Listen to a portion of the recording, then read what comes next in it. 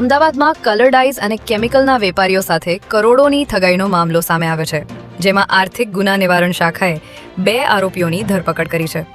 આરોપીઓએ ઉધારીમાં માલ ખરીદી વેપારીઓને રૂપિયા ચૂકવ્યા ન હતા, ત્યારે પોલીસ તપાસમાં સામે આવ્યું છે કે 19 વેપારીઓના કુલ 16 કરોડ 73 લાખથી વધુ રૂપિયા બાકી હતા, જેને પગલે પોલીસે જયપુરથી મોહિત સહાની અને અમદાવાદથી કલ્પેશ પટેલની ધરપકડ કરી છે. કિરી ઇન્ડસ્ટ્રીઝ લિમિટેડના વેપારી મુકેશ દવેની ફરિયાદના આધારે આર્થિક ગુના નિવારણ શાખાએ બંને આરોપીઓને ઝડપી વધુ તપાસ શરૂ કરી છે.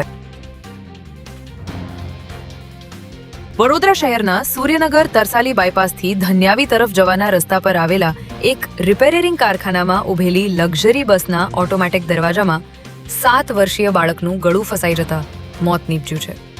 ઘરેથી પ્રસાદ લેવા જવાનું કહીને નીકળેલ બાળક રહસ્યમય સંજોગોમાં દુર્ઘટનાનો ભોગ બનતા શ્રમિક પરિવારમાં શોકની લાગણી પ્રસરી ગઈ છે. બીજી તરફ ઘટના સમયના જ 15 મિનિટના સીસીટીવી ફૂટેજ ગાયબ હોવાનું સામે આવતા સમગ્ર મામલે અનેક શંકા કુશંકાઓ ઊભી થઈ છે, જેને પગલે કપુરાઈ પોલીસે ગુનો નોંધી ઊંડાણપૂર્વક તપાસ હાથ ધરી છે.